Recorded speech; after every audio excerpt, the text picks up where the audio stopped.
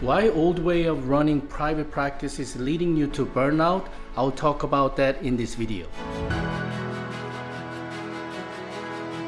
Old way of practicing podiatry, it will lead to death of private practice. And I'll tell you why in this video, giving you 3 points that why I believe the old way of practicing private practice setup it's not gonna be pretty. Number one reason is that insurance reimbursement forces doctors to see volume-based practice, meaning doctors are forced to see so many patients a day. You know, I'm talking to my colleagues, right, almost every day through messenger or email or in person during some kind of live events. In order for private practice owners to somewhat survive and meet the revenue needs, looks like average 35 to 40 patients a day. But if you practice 4 to 5 days a week, 35 to 40 patients a day, that's 160 patients per week. It's like over 600 patients a month. Think about it. That's the fastest way to get yourself burnt out. How can anybody or any system expect us to see 40 patients a day and expect the highest quality to each of our patients? It unfortunately drives the quality care or care quality down. You know, if you have to jump freaking room to room, I mean, if you work, let's say 8 a.m. to 5 p.m. and you have to see 40 patients, you pretty much have 5 to 10 minutes per patient. And even if you utilize, well, that goes into whole new issues, staffing. So it forces us to see and to have many employees, many staff to handle those, you know, room to room situation and turn the rooms around. It's impossible. I mean, 5 to 10 minutes, you barely get to know patients. And before you even get to know patients, you have to diagnose, you have to go to the next step. Where's the quality? Where is the fucking quality? I mean, we're humans too. We cannot survive like that. And that will drive private practice, old way of practicing that way. It's gonna lead you to burnout. Number two reason, I'm sure you've seen this around past 2-3 years. Venture capitalists and hospital systems are buying small private practices left and right. Basically, they want to dominate the market. You know, they're gonna buy your practice at ridiculously low price. Well, there's a way to increase your price if you want an exit strategy, but I hope, you know, you're watching this video to see why TJ is saying that death of private practice is inevitable, and hopefully toward the end of this video, TJ is gonna tell you there's a potential solution. Actually, it's a proven solution. So if you stick to the, you know, toward the end of this video, I'm definitely gonna mention and tell you how you can get out of this trap, right? So back to the subject. Venture capitalists and hospital systems are buying off private practices, and the private practice owner will be some sort of salaried physician. I mean, you can choose to work there as more like permanent position, but that's your dream. Typically what happens, they give you 2 years to get out.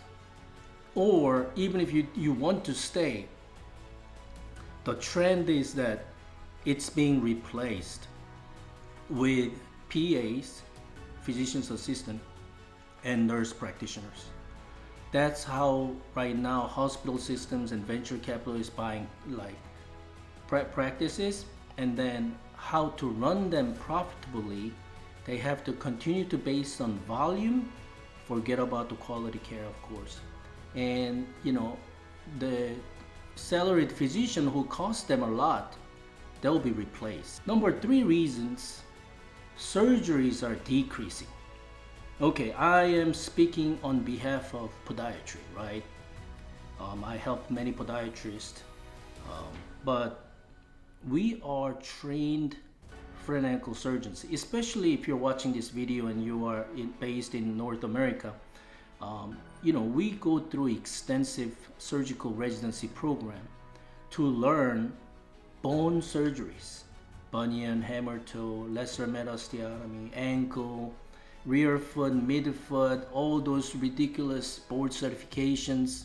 I mean, you go through all that, and some doctors even go through fellowship after the residency, as if extensive 3-year surgical residency program is not good enough, that some of you guys go through fellowship. So after you graduate from all this and then you come to the real world, start performing procedures, your surgeries at the hospital. Guess what? In these days, past couple of years, hospitals don't want you to be there. Especially if you use expensive hardware system, expensive internal fixation system. The way insurance model works now, there comes the bundled payment, right? So no matter what you use, hospitals or facilities will receive fixed amount based on what problem are you fixing. You get this? So hospitals will not get reimbursed for expensive system. Therefore, hospitals are losing money. So they're not welcoming orthopedic surgeons and foot surgeons, ankle surgeons, because they cost hospital more money, and they make hospitals lose money. So hospitals have to find ways to bill patients, and patients will end up getting huge bill from the hospitals or facilities. So guess what? It's like the game you can never win. Hospitals don't make money. What about you? Your reimbursement. I run mastermind for podiatrists, and I help them grow their practices. But one of our newest members, he's still working at the big orthopedic group. He just mentioned in our group, he did full ankle replacement surgery, like 2.5 hours in the OR. He just received $600 from insurance company. Ankle replacement surgery, $600. Did you go to school, do extensive surgical training, go through residency and even fellowship, and then you expect to get $600 for your bone surgeries? I mean, bunions, I know pretty much throughout the United States, Medicare pays you like $500 for bunion freaking bone cut surgery. If you do it at the hospital, you get $500. Hammer toe, like $200 per toe. It's disrespectful, okay? I refuse to perform surgeries like that. How can you expect doctors to pay for bills, support their family, literally put food on the table? Talking about food, I mean, what about student loan? If you get reimbursed $500 for bunion procedure, expect us to pay off the debt? You see, that's why surgeries are decreasing. Hospital level, surgeon level, and patients don't want to end up getting huge bills from hospital. Naturally, surgery numbers are decreasing, but that's our niche, that's our specialty.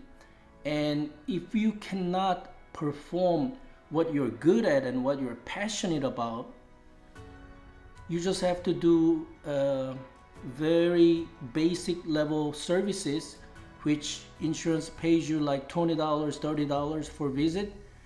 It forces you to go back to volume-based practice. Forget about glorious days that you can thrive in your private practice.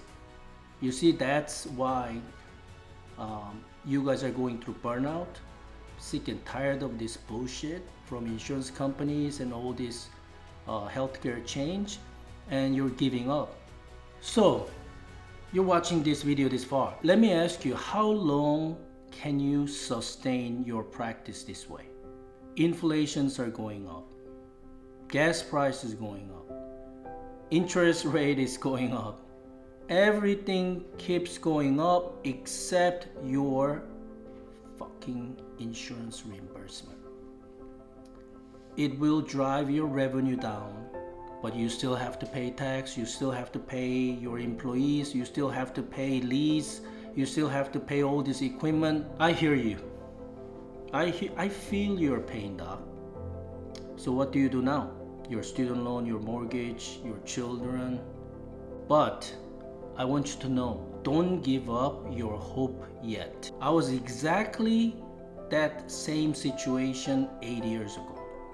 I was about to quit, but I stumbled onto something unique, niche, where I realized, almost like a lightning bolt, this is it. I can turn my practice around and I can get my passion back. That was minimally invasive surgery for me. That was my niche. Then I got good at MIS procedures. Then I transitioned my practice to a new model. I can tell I'm the originator of this model. I call it hybrid concierge model.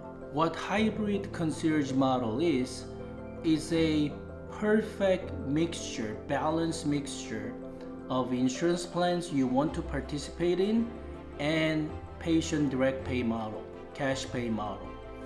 What this will allow you, well, there's a little twist.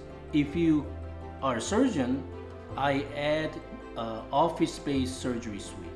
It's a huge game changer. So if you can combine hybrid concierge model coupled with minimally invasive surgery and office-based procedure, it's a golden. It's proven to be effective, profitable private practice model to my own model, as well as so many doctors I've helped and I'm still helping. I help doctors to transform their practice, getting them out of this inevitable burnout model, which is old way of private practice. Hybrid concierge model is the answer.